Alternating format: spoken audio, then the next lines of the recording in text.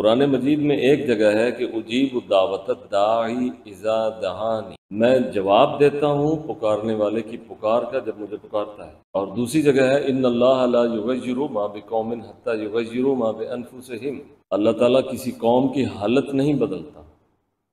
جب تک کہ وہ اپنی حالت بدلنے کے لیے خود کوشش نہ کریں۔ اب ان دونوں آیات کو ملاتے ہیں تو جو نتیجہ نکلتا ہے وہ ایک مطابقت ہے جو دعا اور معروض میں ہے، ہونی چاہیے۔ اور وہ مطابقت کیا ہے؟ اس کی ایک مثال سمجھیں۔ ایک آدمی شوگر کا مریض ہے اور وہ یہ دعا کرتا ہے کہ مجھے شفا دیں، مجھے شفا ہو جائے، اور رو رو کے دعا کرتا ہے، بلکہ کئیوں سے کراتا ہے، اور اس کے بعد کافی ساری چینی استعمال کرتا ہے، اور اس کے بعد کافی ساری گندم استعمال کرتا ہے، اور جو جو چیزیں شوگر بڑھاتی ہیں سب کو کھاتا پیتا رہتا ہے، اور جب اس کا پیٹ بھر جاتا ہے اس کے بعد پھر دعا کرتا ہے کہ مجھے شفا دے۔ تو جو خارج میں موجود اس کا ایکٹ ہے، یا جو معروض میں موجود صورتحال ہے، یا جو بدن کے ساتھ خود اس کی اپنی کارروائی ہے، وہی اس کی دعا کی قبولیت کے آگے آڑے آ جاتی ہے، اور وہی بیچ میں حجاب بن جاتی ہے۔ تو یہ مطابقت نہ ہونے کی وجہ سے اس کی دعا کا جو جواب آتا ہے، یعنی اجیب دعوت الداع اذا دعان، جو اس نے جب دعا کی تو دعا کا جواب یہ آیا کہ تم نے چونکہ اپنے بدن کے لیے خود ہی خرابی پیدا کی، اس لیے بھگتو۔ تو دعا اور معروض میں مطابقت ہونی چاہیے۔ آپ دوسری مثال دیکھیں کہ 100 سال سے زیادہ عرصہ ہو گیا ہے پوری امت مسلمہ حج کے موقع پر بھی اور جمعہ کی نماز کے بعد بھی، اور بلکہ ہر دعا میں فلسطین کے حق میں دعا کرتے ہیں۔ اب ظاہر ہے نیک لوگ بھی کرتے ہیں، ظاہر ہے ان میں کئی ولی بھی ہوں گے،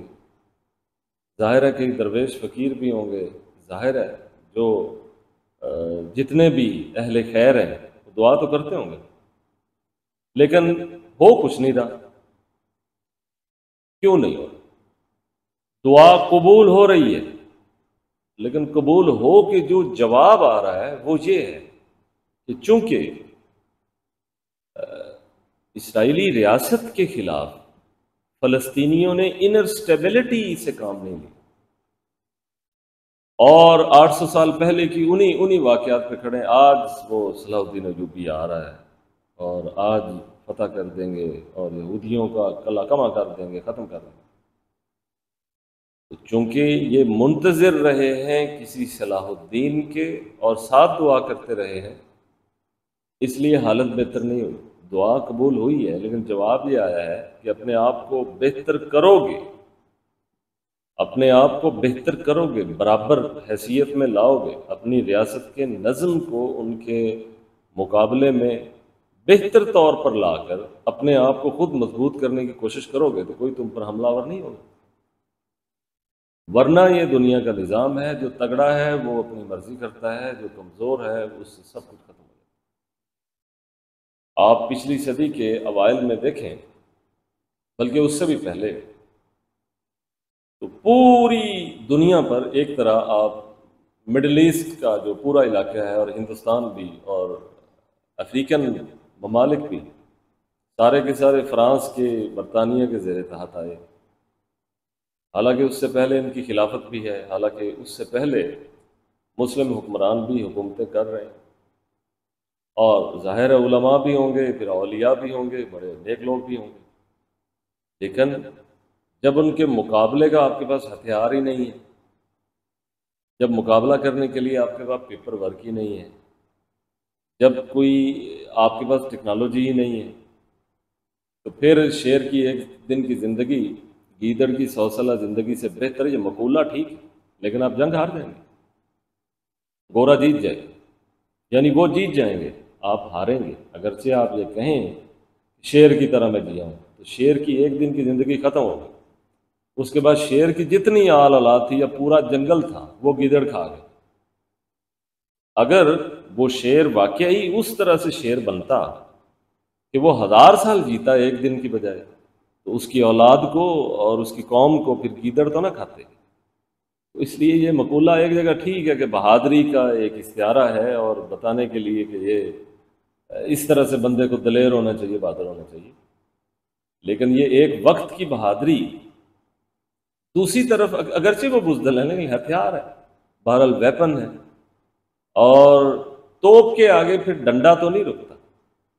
آپ چاہے 1000 دفعہ کلمے کا نعرہ لگائیں اور دعائیں کریں اور تہجد پڑھیں، تو یہ میدان بدر ہر دفعہ نہیں ہوتا۔ اسی لیے فرمایا کہ اعدوا لهم ما استطعتم من قوة، میدان بدر کا سا ماحول ہر جگہ اس طرح سے پیدا نہیں ہوتا کہ اللہ تعالیٰ اسی طرح کمزوروں کے ساتھ اس طرح کی کوئی فورس ملا دے، طاقت ملا دے۔ یہ کوئی ایسا قاعدہ اکثریہ نہیں ہے کہ وہ اکثر جگہ اسی طرح ہوگا، کبھی ایسا ہو جاتا ہے، لیکن پھر احد کے میدان کے بارے میں فرما دیا کہ تلک الایام نداولها بین الناس، ہم دنوں کو بدلتے رہتے ہیں لوگوں کے بیچ میں۔ یمسسکم کرہن فقد مسل قوم کرہم مثلو، اگر آپ کو کوئی ذات پہنچی ہے تو اس سے پہلے بھی ایک قوم کو پہنچی،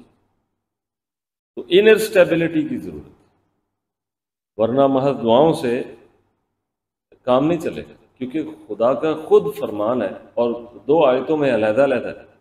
اس کو سمجھنے کی ضرورت ہے۔ لہذا دعا اور معروض میں ایک مناسبت اور مطابقت ہونی چاہیے کہ جو چیز آپ اللہ تعالیٰ سے طلب کر رہے ہیں اس میٹیریل ورلڈ میں، آپ جو نتیجہ مانگ رہے ہیں اس نتیجے کے حصول کے لیے جتنی ضرورت کی چیزیں ہیں، اگر وہ میٹیریل ورلڈ میں موجود ہیں اور آپ کے دائرہ کار میں ہیں، ان کا حصول کسی بھی سطح پہ ممکن ہے تو ممکن بنائیں، پھر ساتھ دعا کریں تاکہ اللہ تعالیٰ اس ممکن کو ممکن بنانے میں آپ کی تائید کرے اور مدد فرمائے۔ مثلا آپ خدا سے فتح چاہتے ہیں تو پھر ہتھیار بنائیں، اگر آپ اللہ تعالیٰ سے دشمن کے مقابلے میں نصرت چاہتے ہیں تو پھر دیکھیں کہ دشمن جنگی آلات اور حربی ساز و سامان میں کس سطح پہ، اگر آپ کی صورتحال اس سے بہتر ہے، اس نے بھی تو بہتر بنائی ہے۔ آپ سمجھتے ہیں کہ وہ خدا کا دشمن ہے، تو اس دشمن نے اگر جنگ لڑنے کا اچھا سامان بنا لیا ہے، آپ سے بہتر بنا لیا ہے، تو اس نے بھی میٹیریل ورلڈ سے ہی بنایا ہے، ٹیکنالوجی سے بنایا ہے، تو اس نے اگر اس میں سٹیبلٹی پیدا کی ہے اور سیکیورٹی اینڈ ڈیفنس میں کافی آگے نکل گیا ہے، تو آپ کو بھی چاہیے کہ سیکیورٹی اینڈ ڈیفنس میں آگے نکل جائیں، صرف کہ صرف نعروں سے، یا یہ کہ ہر دفعہ اللہ تعالیٰ ہی آپ کو نصرت دے گا یا مدد فرمائے گا، یہ خدا پہ واجب نہیں ہے۔ دنیا کا اپنا نظام ہے اور دنیا اپنے لاز کے ساتھ چلتی رہتی ہے، اور ہمیشہ اہل ایمان کو محض ایمان کی وجہ سے فتح نہیں ہوتی، اس کے لیے ہتھیار چاہیے اور بہترین ہتھیار چاہیے۔ آپ صحابہ کی جماعت کے حوالے دے لیں کہ وہ دشت و دشت صحرا بھی نہ چھوڑے ہم نے، بحر ظلمات میں دوڑا دیے گھوڑے ہم نے، وہ چلتا رہا نا، آپ نے فتح کی ہے نا۔ پھر اس کے بعد اسپین میں کیا ہوا، پھر پہلی صلیبی جنگ میں کیا ہوا، جتنے لاکھوں تہے تیغ پہلے ہوئے اس سے زیادہ اس کے بعد ہوئے، اور 100 سال سے ہو رہے ہیں، فلسطین میں، کشمیر میں، اور پوری دنیا میں ہو رہے ہیں، اس لیے کہ طاقت نہیں ہے، اور طاقت کی اپنی نفسیات ہے۔ ہمارے عہد کی جو طاقت ہے اس کی اپنی نفسیات ہے، وہ معیشت کے اندر جاری ہے، وہ معاشرت میں، وہ سیاست میں، وہ ریاست میں، وہ ہر طرف جاری ہے، اور ہر طرف سے اس نے کنٹرول کیا ہوا ہے اس طاقت کے نظام میں۔ اور اگر آپ کے پاس یہ چیزیں نہیں ہیں تو پھر آپ صرف دعا پہ رہیں اور کہیں کہ دعا قبول ہو اور بہرحال ہمیں فتح ہو، تو یہ خدا پہ واجب نہیں ہے کہ بہرحال آپ کو فتح دیتا رہے، فضل فرما دے تو ٹھیک ہے، ورنہ دعا اور معروض میں مطابقت اور مناسبت ہونی چاہیے۔ اگر مناسبت اور مطابقت ہوگی تو اس دعا کا جواب ضرور آئے گا، جیسا کہ قرآن مجید میں ہے کہ اللہ تعالیٰ اہل ایمان کی مدد فرماتے ہیں، لیکن دوسری جگہ پہ ہے جب اہل ایمان اپنی اس مدد کی صورتحال میں اس قابل ہو جائیں کہ ان کی مدد کی جائے۔ اور اگر وہ دیگر قوموں کے بالمقابل اس طرح کی اسٹیبلٹی پیدا نہیں کرتے تو وہی حال ہوتا ہے جو غزہ میں اور فلسطین میں 100 سال سے ہو رہا ہے۔ لہٰذا اللہ تعالیٰ کو ماننے والے جہاں بھی ہیں، جس حال میں بھی ہیں، وہ انر اسٹیبلٹی پیدا کریں اپنے اندر، اس طرح سے ہی وہ غالب آ سکتے ہیں، کیونکہ تہذیب اسی کی غالب ہوتی ہے جو غالب ہوتا ہے، فکر بھی اسی کی غالب ہوتی ہے جو غالب ہوتا ہے، نظام بھی اسی کا فروغ پاتا ہے جو غالب ہوتا ہے، ترقی بھی اسی کو ملتی ہے جو غالب ہوتا ہے۔ آج آپ روتے رہیں کالونیل نظم پہ کہ ہمیں گورے ورثہ میں دے گئے جو ہم پہ نافذ ہے، اگر آپ اپنی انر سٹیبلٹی پہ غور کریں، اپنے انفراسٹرکچر پہ اگر آپ اتنی محنت کریں تو آپ کو جنگ نہیں لڑنی پڑے گی۔ طاقتوروں سے کوئی جنگ نہیں لڑتا کیونکہ ان کو پتہ ہے کہ وہ ہم سے زیادہ سٹیبل ہے، کمزور ان سے جنگ نہیں لڑتا۔ کمزور اسی وقت جنگ کی بات کرے گا آپ کے خلاف کہ جب اس کو پتہ ہے کہ یہ مقروض ہے، پوری دنیا کے تو پیسے دینے ہیں۔ تو اس طرح سے یہ اوریجنل پاور نہیں ہے، یہ ایک ماحول ہے، اس میں خدا تعالیٰ کی تائید ہے، لیکن اللہ کی طرف سے یہ حکم بھی ہے اپنے آپ کو بہتر کرو اگر مستقل طور پہ بہتر رہنا چاہتے ہو، کیونکہ فطرت پر یہ واجب نہیں کہ وہ تمہاری کمزوریوں اور کمزوریاں بھی تمہاری خود ساختہ ہوں اور تمہارے ہاتھوں کا فعل ہو اور وہ تمہارے اعمال کا نتیجہ ہو جو ضعف کی صورت میں تمہارے سامنے آیا ہے، اور پھر اللہ تعالیٰ ہر دفعہ ہی تمہاری مدد فرماتا رہے، یہ خدا پہ واجب نہیں ہے۔ لہٰذا پوری امت مسلمہ کو انر سٹیبلٹی کی ضرورت ہے، افغانستان ہو، اس طرف کے ممالک ہوں، پاکستان ہے، عرب ممالک ہیں، یا جو آگے فلسطین تک چلے جائیں، عراق ہے، جو بھی، سب کو انر سٹیبلٹی کی ضرورت ہے۔ اگر انر سٹیبلٹی پیدا ہو جاتی ہے اور آپ ٹیکنالوجی میں اس صورتحال تک چلے جاتے ہیں تو آپ سے کوئی جنگ نہیں لڑے گا، ورنہ آپ جتنے مرضی تاریخ کے واقعات پیش کرتے رہیں اور جتنی مرضی آیات پیش کرتے رہیں اور پچھلوں کے حوالے دیتے رہیں اور ماضی کے قصے سناتے رہیں تو اس سے آپ اپنے ذہن میں مطمئن تو ہو جائیں گے، بلکہ اپنی قوم کو بھی تھوڑا بہت اٹھا لیں گے، لیکن وہ حقیقت میں طاقت نہیں ہوگی، وہ ایک عارضی سہارے ہوں گے، اور ان عارضی سہاروں کی بنیاد پر آپ ان کو کھڑا کریں گے اور جذبات دیتے رہیں گے، چلتے رہیں گے جب تک چلتا ہے، لیکن یہ فطرت پر واجب نہیں ہے، یہ اصول یاد رکھیں۔ اس لیے انر سٹیبلٹی پہ توجہ دیں، ٹیکنالوجی میں توجہ دیں، اسپیس سائنسز پہ توجہ دیں۔ ہو سکتا ہے کہ اگلے عہد میں اگلے ادوار میں جنگوں کا طریقہ کار ہی بدل جائے، یعنی میزائل کسی جگہ گرے اور اس سے نقصان ہو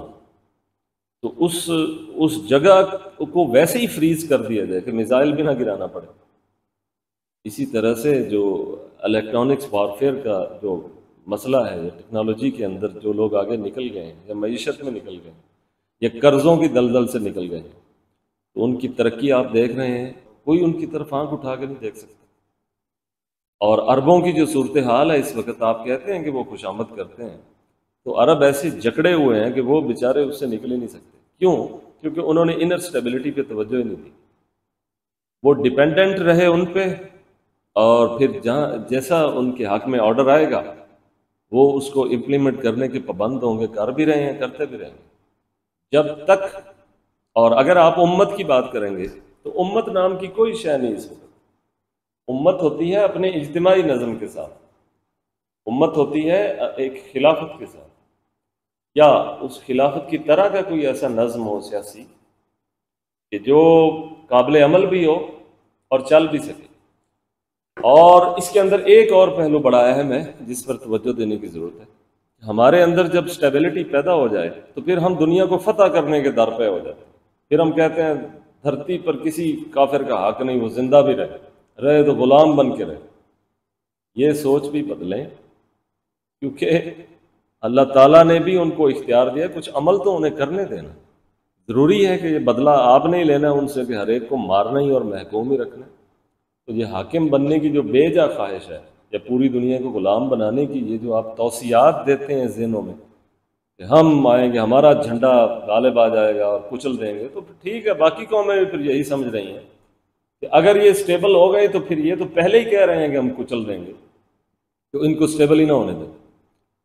تو ترقی کی راہوں کے اندر کچھ رکاوٹیں ہمارے اپنے وہ خیالات بھی ہوتے ہیں جو زبانوں پہ لے آتے ہیں اور اس کو زیادہ بڑھا چڑھا کے رکھتے ہیں، اور پھر ہم انسانی بنیادوں پہ نہیں بلکہ ہم کسی اور بنیادوں پہ دنیا کو چلانے کی طرف سوچ اور دیکھ رہے ہوتے ہیں۔ پھر ہمارے اندر وہ ٹیررسٹ گروپ بھی پیدا ہو جاتے ہیں اور فنڈامنٹلسٹ بھی آ جاتے ہیں، پھر کچھ سیکولر بھی آ جاتے ہیں، اور وہ ایک داخلی ایک جنگ شروع ہو جاتی ہے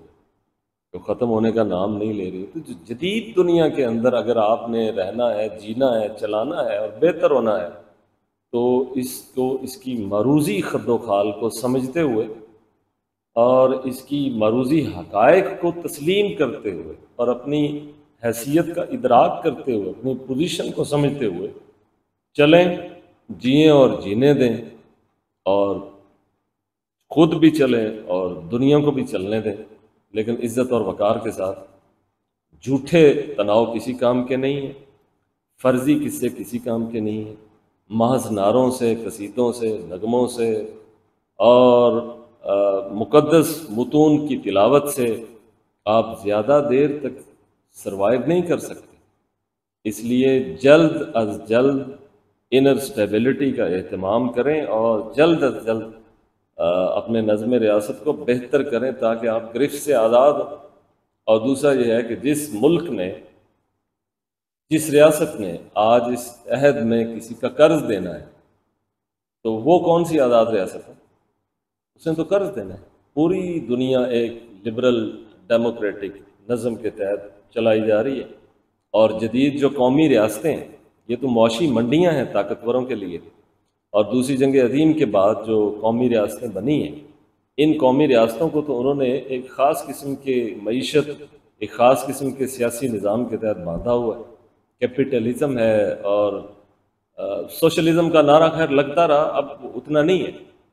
آپ دیکھیں یہاں بھی لگا ہے نا، تھوڑا اسلامائز کیا آپ نے اس کو، روٹی کپڑا اور مکان، تو یہ شاید سوشلزم کا پاکستانی نعرہ تھا، امپلیمنٹ نہیں ہو سکا، ممکن بھی نہیں ہے، شاید خد و خال بھی اس طرح کے نہیں ہے۔ تو خد و خال ہی جب سٹرکچر ہی درست نہ ہو تو وہاں آپ کوئی پازیٹیو مومنٹ بھی چلائیں تو وہ بھی یا تہہ تیغ ہو جاتی ہے یا زندان میں قید، یا پوری عمر کے لیے اس کو ایک سائڈ پہ کر دیا جاتا ہے۔ اس بندے کو اس کی ساری کی ساری زندگی جو ہے وہ الجھنوں میں وہ شکار ہو جاتا ہے، یا اس کو ویسے ہی دبا دیا جاتا ہے یا ختم کر دیا جاتا ہے یا متبادل لے آتے ہیں اور ذہن سازی کر دیتے ہیں۔ تو inner stability is the only solution to gain the power. اس کے بغیر کوئی حل نہیں ہے۔ پروڈکشن یونٹ بنائیں اور جو چیزیں آپ دنیا سے خریدتے ہیں وہ آپ دنیا کو بیچیں، اس سے نفع کمائیں، اور آپ کے افراد کی بے روزگاری ختم ہو۔ بے روزگاری ختم ہوگی تو وہ آپ کو دعائیں دیں گے، اور وہ ایک دوسرے کو دعائیں دیں گے تو پھر ہی کوئی اللہ تعالیٰ قبولیت کے کوئی رستے پیدا کرے گا، ورنہ آپ کی قوم کے 90% افراد جب خط غربت سے نیچے ہوں اور آپ کو بددعائیں دے رہے ہوں، طاقتوروں کے بارے میں، سیاستدانوں کے بارے میں باتیں کر رہے ہوں صبح و شام، تو ایسی صورتحال کے اندر تو پھر انر اسٹیبلٹی بھی پیدا نہیں ہوگی۔ تو دعا اور معروض میں مطابقت اور مناسبت پیدا ہونی ضروری ہے۔ تب تک دعا کا یہی جواب آئے گا کہ خدا نے آج تک اس قوم کی حالت نہیں بدلی، نہ ہو خود جس کو خیال اپنی حالت کے بدلنے۔